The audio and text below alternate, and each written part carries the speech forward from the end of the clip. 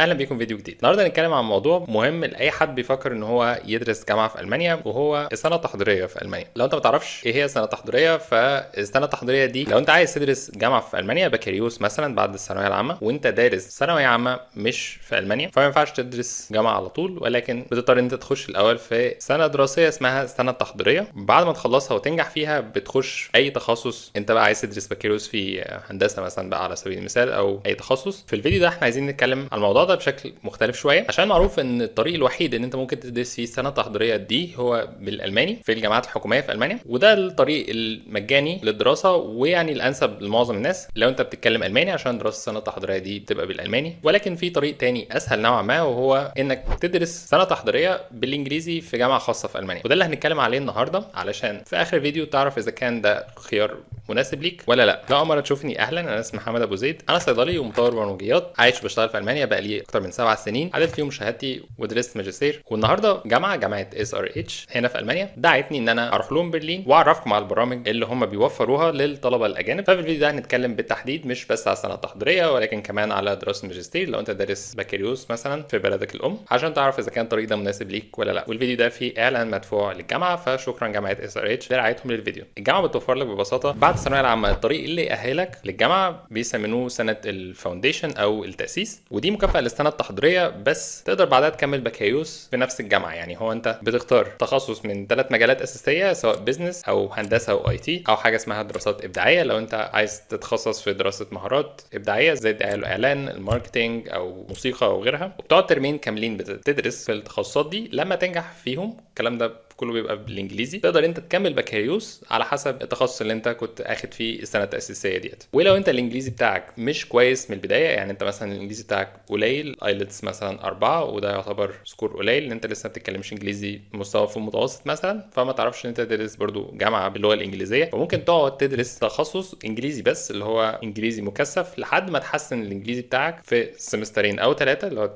ترمين او 3. بعدها تقدر انت تكمل سنه تاسيسيه وتكمل بعدها بكالوريوس. طيب ليه سنه التاسيس دي او الفاونديشن مكافاه للسنه التحضيريه، او ممكن تبقى احسن او اريح من السنه التحضيريه العامه؟ علشان انت بتحاول تملى الفجوه ما بين دراسه الثانويه العامه وان انت تدرس بكالوريوس على طول في المانيا، ان انت تدرس سنه التاسيس دي في التخصص بتاعك اللي انت عايز تكمل فيه بكالوريوس. فهو في 3 تخصصات انت تدرس فيهم سنه التاسيس دي، التخصصات اللي انت ممكن تدرس بعدهم في الجامعه، وهي البيزنس، الهندسه، والاي تي، او حاجه اسمها كرييتيف ستاديز، الاعمال الابداعيه لو انت عايز تدرس بعد كده بكالوريوس التخصصات الابداعيه زي مثلا التصميم او الفنون الجميله او السينما وما الى ذلك.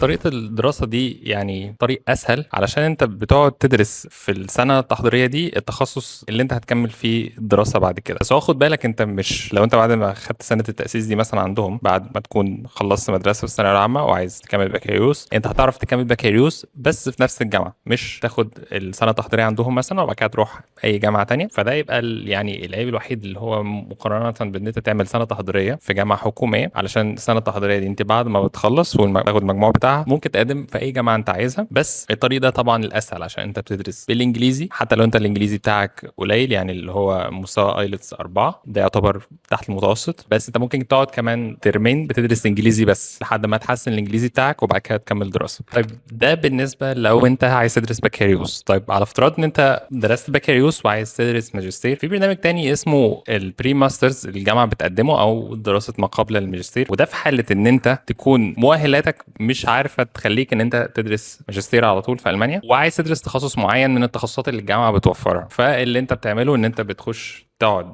برضه ترمين بتدرس فيهم انجليزي مكثف ومواد تاسيسيه في التخصص ده. على افتراض مثلا انت عايز تدرس كمبيوتر، تخصصات زي البيج داتا او الاي اي او الكلاود كومبيوتنج او حتى الكمبيوتر ساينس بشكل عام، ده على سبيل المثال. فانت هتاخد في السنه التاسيسيه دي شويه كورسات او موديولز، لما تنجح فيها بالانجليزي تعرف ان انت تخش تدرس في الجامعه. ودي الطريقه برضو الاسهل اللي الجامعه بتوفرها، يعني مش ممكن تبقى موجوده على طول في الجامعات الحكوميه. واللي انا خدت بالي منه ان الجامعه هي فيها كل فرع من الثلاثه اللي موجودين متجهز لتخصص معين. يعني الطلبه مثلا اللي بيدرسوا بيزنس او التخصصات الابداعيه موجودين في الفرع بتاع جامعه هنا في برلين، علشان في كل الحاجات اللي هم محتاجينها، زي مثلا الاجهزه بتاعه معامل الصوت والضوء، الاجهزه الموسيقيه وغيرها. وبرضو نفس الكلام في التخصصات بتاعه البيزنس. بس على الجانب التاني الفرع تاني في هايدلبرج ده اللي انا ما شفتوش، بس الموظفين هنا في الجامعه قالوا لي ان هو مخصوص اكتر للتخصصات بتاعه الهندسه. بس هنا في برضه تخصصات معينه زي تخصصات الروبوتكس والميكاترونكس موجوده هنا في الجامعه، ودي المعامل اللي احنا لسه هنشوفها دلوقتي. فدلوقتي في سيكشن يعني او تدريب عملي بعد المحاضره، هم الطلبه دي طلبه هندسه في هم السنه التاسيسيه. فهو ده يعني بيبقى السيت اب العادي، ان هم الطلبه بيقعدوا يحاولوا ان هم يشتغلوا مع بعض، يحلوا الحاجات وهم لسه في الجامعه، والجامعه بتوفر لهم قاعات ان هم يشتغلوا يعملوا الحاجات دي. هو ده مش غريب يعني، معظم الجامعات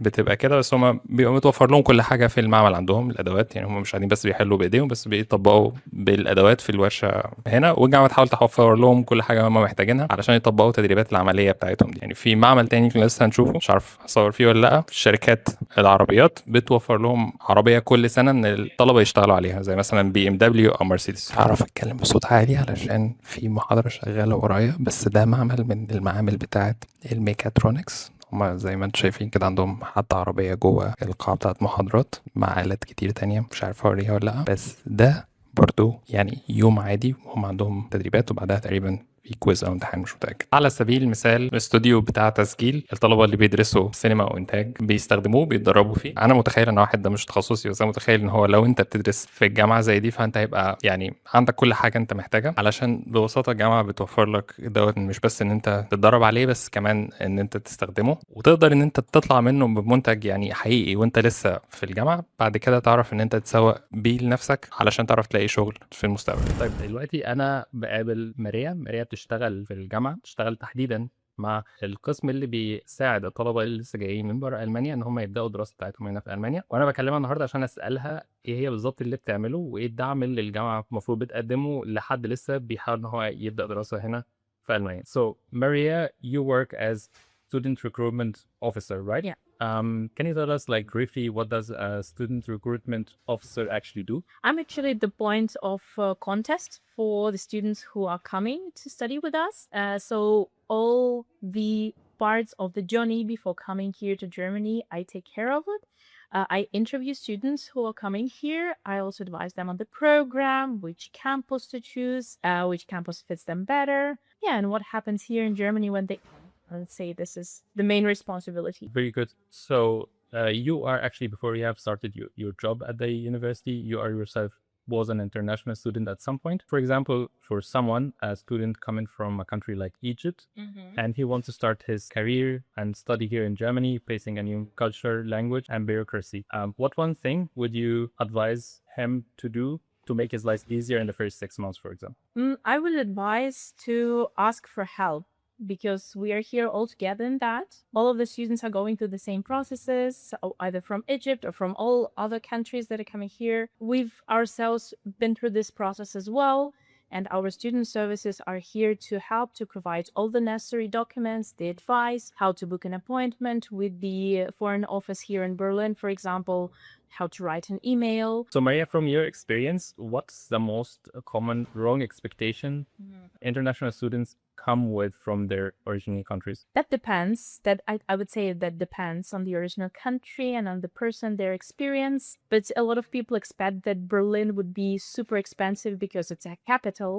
And compared to some other places in Germany, Berlin is actually pretty affordable. People also expect punctuality and the system to work perfectly, but then we're all humans after all. And a lot of people are stressed about leaving their home country and coming here. But in general, they are here among like-minded people with experience of migration or coming here for their studies. So we can all seek support in one another.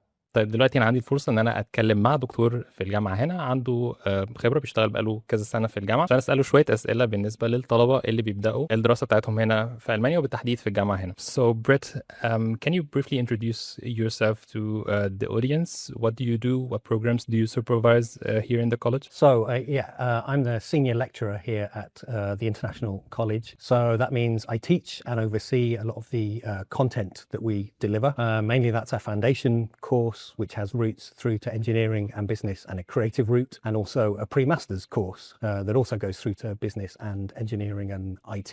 So I make sure that all the material is up to date, make sure that our teachers know what they're doing, and make sure our students are happy in the classroom and are learning as they should be. So when a student finishes the foundation year, the program in the international college, what does he expect? What is the next step for him or her to study further in the university? So what happens here is, because we're part of SRH University, when somebody registers with us to do the foundation degree or the pre-masters, they're automatically kind of given a conditional offer to go on and study at SRH University. So when they finish with us, they automatically transfer over. And because as a college, we're based within the university, in effect, they stay in the same buildings, they're in the same kind of place, they're already at home here. And so they just transfer smoothly over to the degree that they go on and do for the next 3 years. From your experience, you have seen a lot of international students. Obviously, in the international college program, they are mostly international students. What is the most wrong expectations that you have seen from your experience that international students come with from the country of origin here in Germany? I would say there's two things, though actually not necessarily because they're international students. I think it's actually the transition from kind of a school level education to university level education.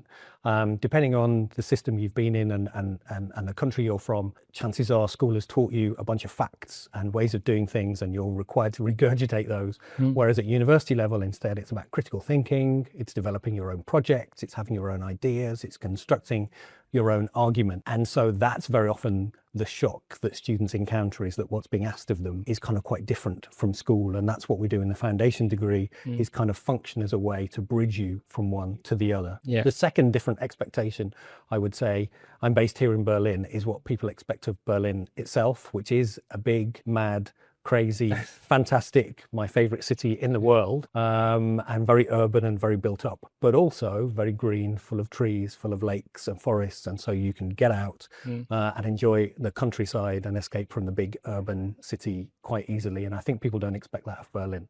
Okay, very nice. So the foundation program is the like filling the gap between the school and starting in university here in Germany. But what is exactly a pre-master's program that the international college offers? So the pre-masters again is this idea that if you already have a set of qualifications, but for whatever reason German universities don't recognize them or want you to up your skills, but you've already maybe completed a degree or done some other kind of studying before, so you don't really want to do a degree again, you want to go into master's level. The pre-masters course allows you to do that, and again, once you complete that, and complete that successfully, you're automatically registered across to SRH University to go and do the master's course of your choice. طيب انا معايا النهارده طالب من الجامعه، احمد. ممكن تعرفنا بنفسك؟ انت اسمك ايه، سنك، وبتدرس ايه في انهي مرحله هنا في الجامعه؟ طيب اول حاجه انا احمد وليد، عندي 20 سنه، بدرس هنا ميكاترونكس انجينيرنج، بدرس بالانجلش هنا في SRH. طيب هو انت ليه اخترت تدرس الجامعه دي بالذات، والتخصص بتاعك ده برضو كان اختيارك ده على اي اساس؟ هو الفكره ان من وانا صغير انا بعشق حاجه اسمها عربيات،